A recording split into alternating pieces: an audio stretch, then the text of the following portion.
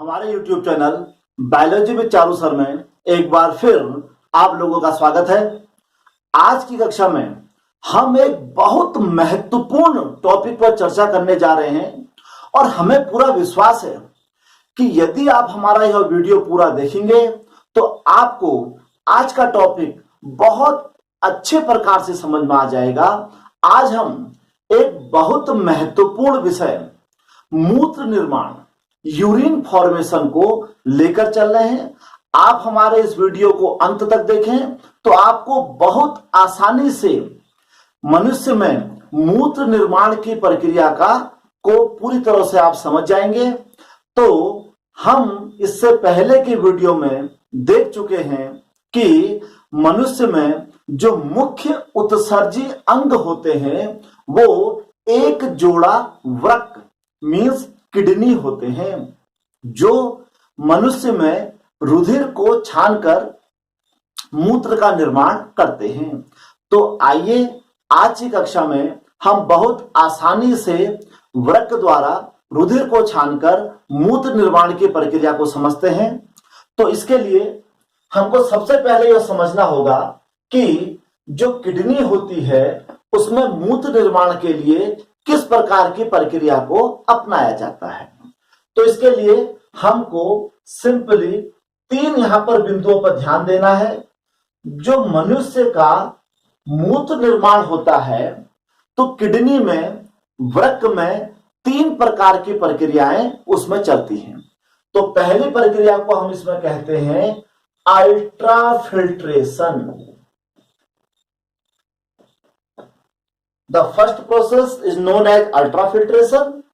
Second one, selective reabsorption. And the third one is secretion. हम अपने इस कक्षा में पूरा प्रयास कर रहे हैं कि अंग्रेजी माध्यम व हिंदी माध्यम दोनों के बच्चे इसका आसानी से लाभ उठा लें। इसलिए हम हर टॉपिक को दोनों भाषाओं में बराबर बोलते जा रहे हैं। तो मूत्र निर्माण की प्रक्रिया के ये तीन सबसे मुख्य बिंदु हैं। तो पहला अल्ट्राफिल्ट्रेशन, जिसको हम परानिस्यंदन कहते हैं। दूसरा सेलेक्टिव रीएब्जॉर्प्शन, जिसको हम यहां पर वर्णात्मक पुनः अवशोषण कहते हैं।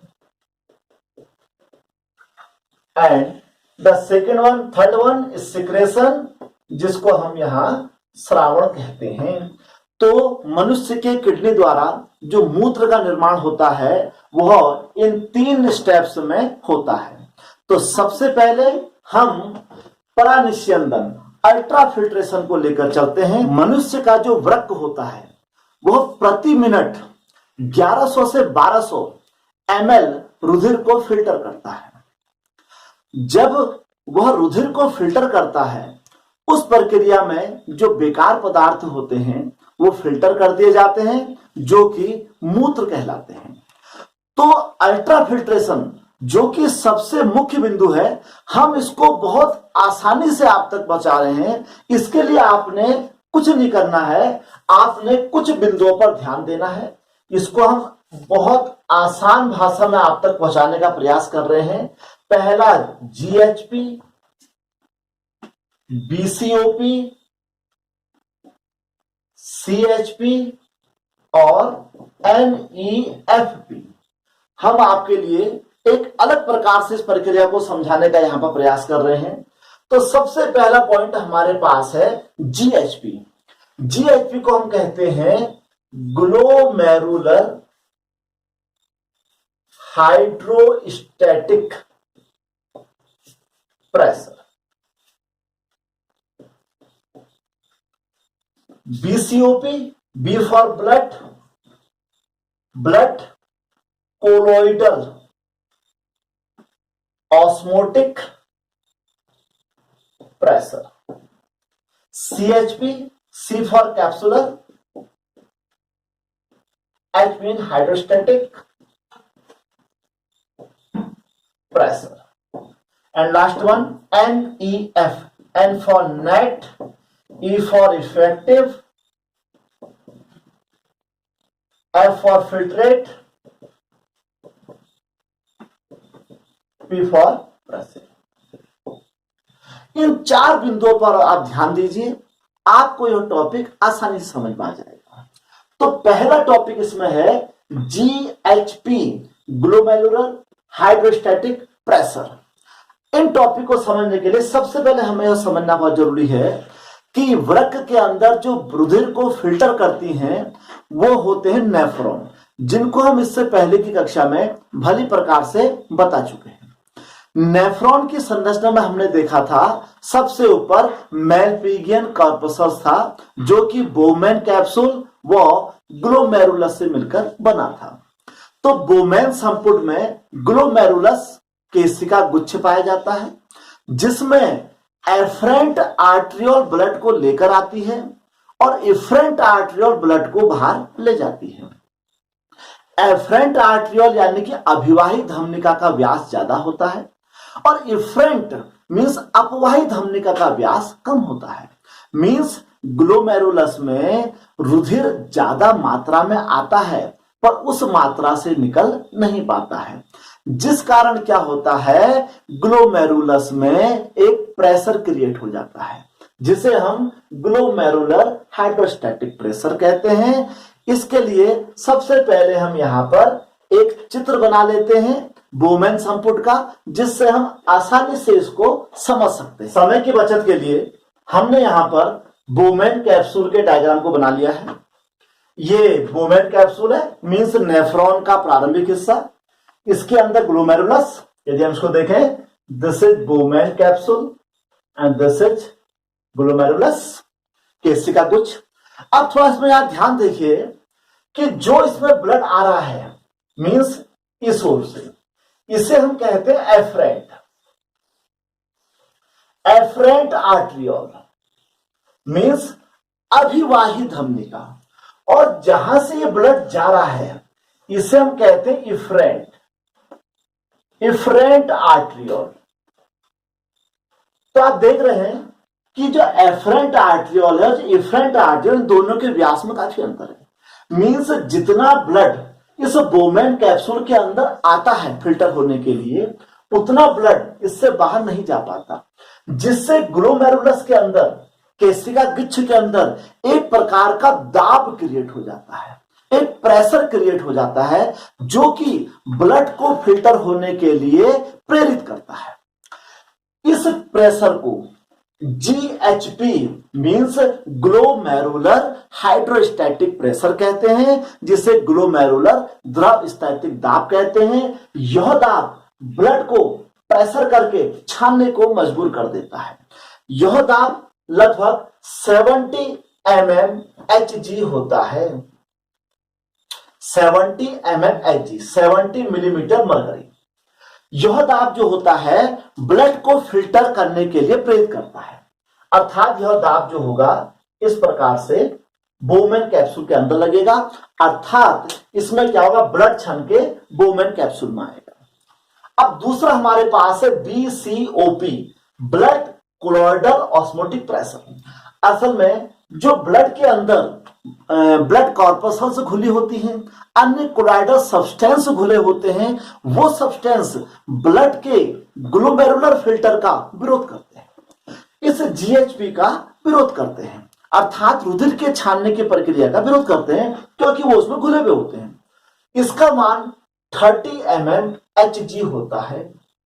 इसको ध्यान देखें, जहां GHP 70 mmHg ब्लड को फिल्टर करने के लिए प्रेशर बना रहा है, वहीं जो यह BCOP means blood colloidal osmotic pressure होता है, जो 30 mmHg होता है, वो इस प्रेशर का विरोध करता है, अर्थात वो इसके विरोध में लगता है। अब हमारे पास है CHP, capsular hydrostatic pressure, means जो निस्यंद छन के यहां आ चुका है, इस निस्यंद में, इसको हम यदि यहां देखें तो यह निस्यंद भी ब्लड के फिल्टर होने का विरोध करता है, और इसका मान यहां पर होता है 20 mmHg। अब हम इसको इन शॉर्ट समराइज कर लें तो हमने देखा GHP तो 70 mmHg का प्रेशर ब्लड को फिल्टर करने के लिए लगा रहा है, वहीं इसका विरोध कौन कौन कर रहे हैं, BCOP blood colloidal osmotic pressure, वो इसको विरोध कर रहा है, और साथ में CHP कैप्सुलर हाइड्रोस्टेटिक प्रेशर।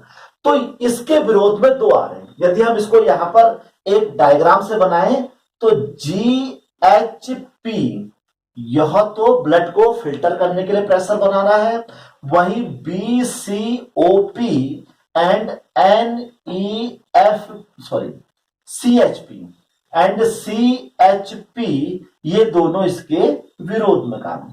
इसकी वैल्यू 70 है और इसकी वैल्यू 30 एंड 20 है। तो इस प्रकार इन दोनों को यदि हम कंपेरिज कर लें तो अब यह कहलाता है NEFP। NEFP means net effective filtrate pressure, means शुद्ध प्रभावी निस्यंदन दाब। तो इसकी वैल्यू क्या बनेगी? GHP minus BCOP plus CHP। बिल्कुल बायोलॉजी को मैथ की स्टाइल में पढ़ाया जा रहा है। NEFP is equal to GHP minus BCOP plus CHP, and now the value of GHP 70. Put these values in this formula.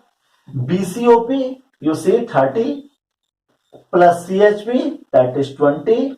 Now 70 minus 50 is equal to 20 mmHg।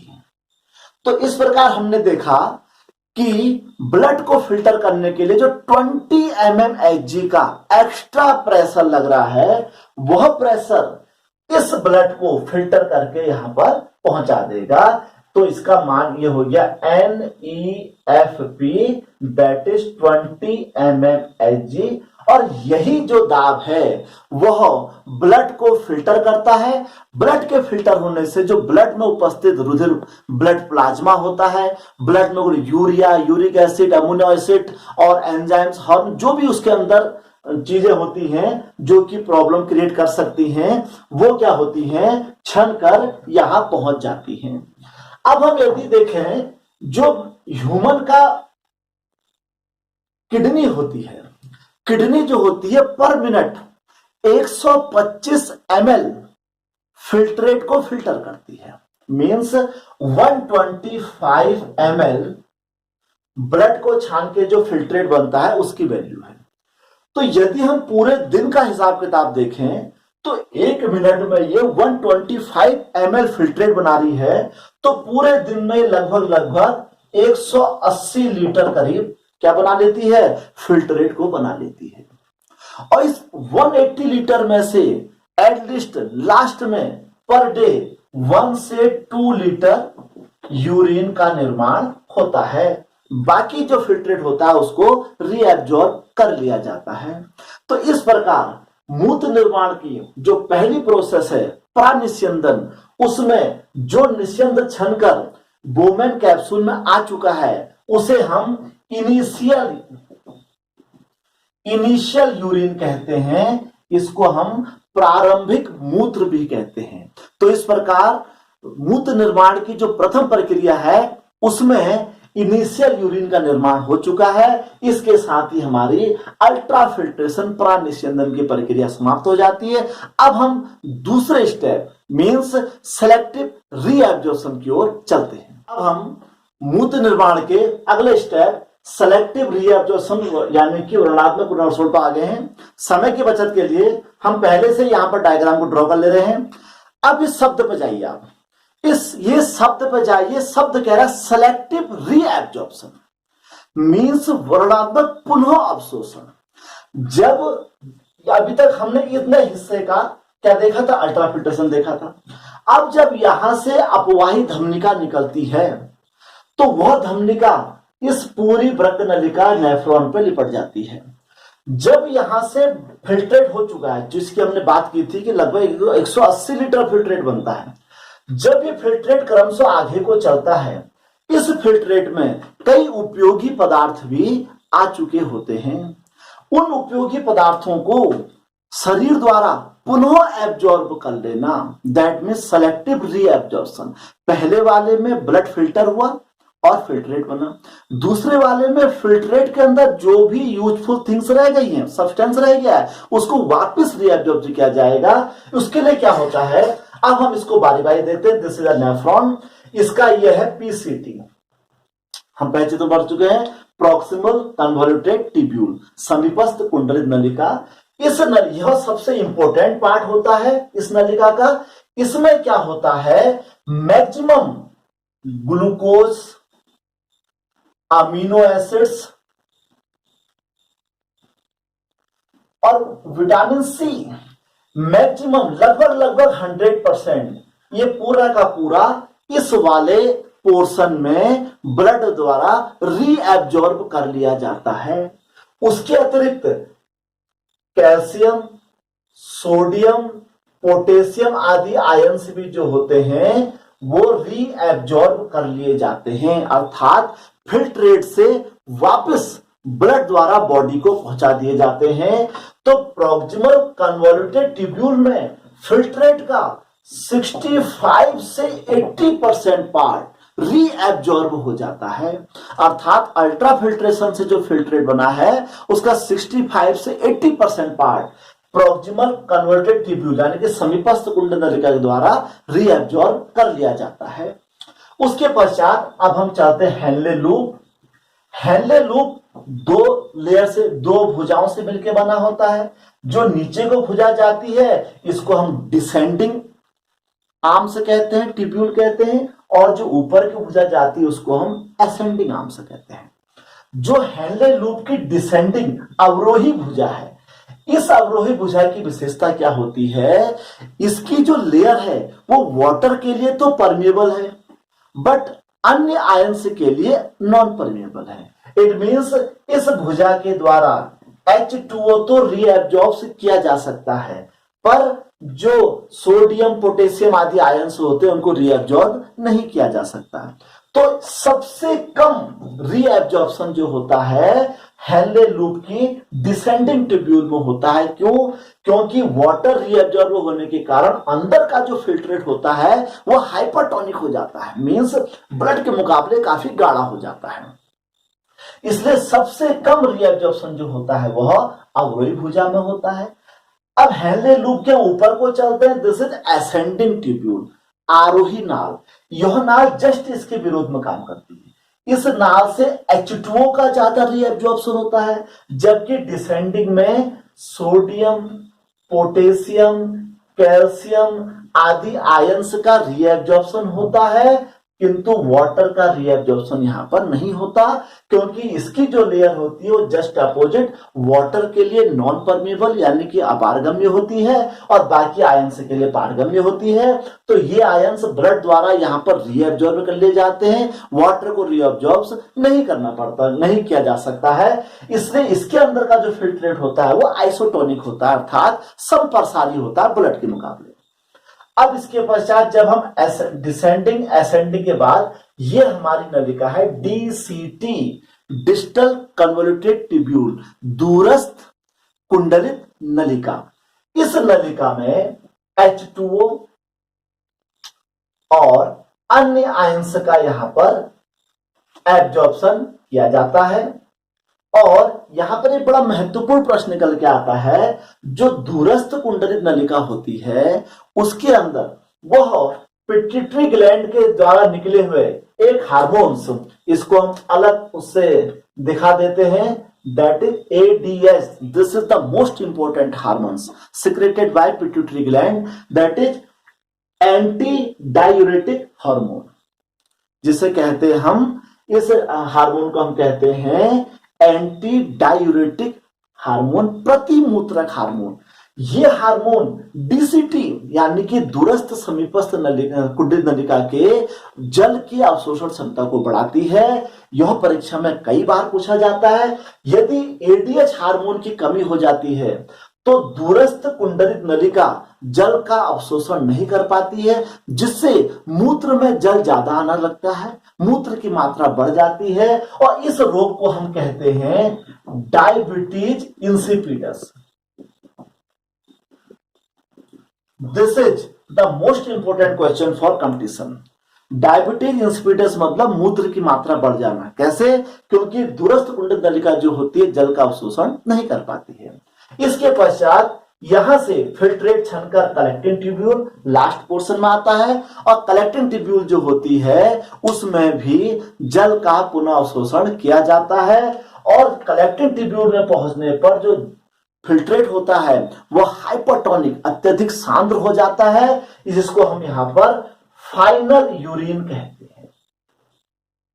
इस प्रकार जब अब ये जो यहां पर फाइनल यूरिन हमारा बन चुका है, यह तो यह हमारा दूसरा था सिलेक्टिंग रीएब्जॉर्प्शन। यहां पर काफी अत्यधिक गाढ़ा हो चुका है, और इसका क्या हो चुका है, इसमें वर्ज्य पदार्थों की मात्रा बहुत ज्यादा हो गई है। अब हम चलते हैं इसके तीसरे स्टेप में, सिक्रेशन में। अब हम मूत्र निर्माण के तीसरे स्टेप यानी कि सिक्रेशन श्रवण आ चुके हैं। यह सेलेक्टिव रीएब्जॉर्प्शन का जस्ट उल्टा होता है। सेलेक्टिव रीएब्जॉर्प्शन में फिल्ट्रेट से उपयोगी पदार्थों को दोबारा लिया गया था। अब इसमें क्या होता है, जब ब्लड का फिल्टर होता है तो ब्लड के साथ कुछ हानिकारक पदार्थ भी ब्लड में चले जाते हैं। तो इस प्रक्रिया में रुधिर के अंदर उपस्थित जो फिल्टर होने के बाद भी हानिकारक पदार्थ रह गए हैं, उनको वापस इस फिल्ट्रेट में यानी कि वृक्क नलिका में डाला जाता है। इसमें क्या होता है, जैसे ड्रग्स जो हम दवाई वगैरह लेते हैं, पिगमेंट्स, जो ये चीजें ब्लड में रह जाती हैं, इनको सिक्रेट यानी कि पुनः श्रावण कर दिया जाता है। किसमें? वृक्क नलिका में। इसके अतिरिक्त यूरिया जो कुछ ब्लड में चला गया है, यूरिक एसिड, तो जितना भी ब्लड के फिल्टर होने के पश्चात जो हानिकारक पदार्थ रुधिर में रह गए हैं, वो तीसरे और अंतिम स्टेप के द्वारा पुनः नेफ्रॉन यानी कि वृक्क नलिका में भेज दिए जाते हैं। इस प्रकार तीनों स्टेप के पश्चात जो लास्ट में कलेक्टिंग ट्यूब्यूल में फिल्ट्रेट यानी निश्चिंत पहुंचता है, उसको फाइनल यूरिन यानी कि अंतिम मूत्र की मात्रा कहते हैं, और जो कलेक्टिंग ट्यूब में जाकर इकट्ठा हो जाता है। इस प्रकार जो कलेक्टिंग ट्यूब में फाइनल यूरिन पहुंचता है, मूत्र पहुंचता है, मूत्र प्रतिदिन एक दिन में लगभग 1 से 2 लीटर की मात्रा में यूरिन का निर्माण होता है। यूरिन के यदि कंपोजिशन को यदि देखें तो मूत्र का कंपोजिशन में लगभग 90%, 95% इसमें वाटर होता है। मूत्र का रंग हल्का पीला होता है। हल्का पीला किस लिए होता है? क्योंकि उसमें यूरोक्रोम नामक क्या होता है, एक पिगमेंट होता है जो उसको हल्का पीला रंग देता है। और मनुष्य का जो मूत्र होता है उसकी पीएच वैल्यू 6 से 8 के आसपास होती है, अर्थात ये हल्का अम्लीय होता है, एसिडिक नेचर का होता है। यदि हम यूरिन का केमिकल कंपोजिशन देखें तो 95% इसमें H2O होता है, और लगभग 2.6% इसमें यूरिया की मात्रा होती है, इसलिए इसको यूरिन कहा जाता है। इसी के साथ 0.5 इसमें यूरिक एसिड होता है, और इसमें यदि हम देखें तो 0.25 इसमें अमोनिया होती है। तो यहां पर ध्यान देने योग्य यह बात है, मूत्र का जो हल्का पीला रंग होता है वह यूरोक्रोम के कारण होता है, और जो मूत्र में एक विशेष प्रकार की गंध आती है वह गंध उसमें अमोनिया की उपस्थिति के कारण आती है। और शेष इसमें ऑर्गेनिक एंड इनऑर्गेनिक पदार्थ इसमें पाए जाते हैं। तो मूत्र का सबसे बड़ा संगठन क्या है? जल है। उसके अलावा उसमें यूरिया, यूरिक एसिड, अमोनिया आदि पदार्थ भी पाए जाते हैं। किसी भी व्यक्ति के यूरिन को चेक करके उसमें होने वाले रोगों के बारे में आसानी से पता किया जा सकता है। तो आज की हमारी यह लंबी क्लास आपको किस प्रकार लगी, और हमें पूरी उम्मीद है कि हमारी कक्षा को देखने के पश्चात आपको मूत्र निर्माण की क्रिया विधि को अच्छी तरह आपको समझ में आ गई होगी। यदि आपको हमारा यह वीडियो पसंद आ रहा है तो आप हमारे channel biology with Charu sir को लाइक, सब्सक्राइब और शेयर करें, और अपने बहुमूल्य सुझाव हमें देते रहें। धन्यवाद।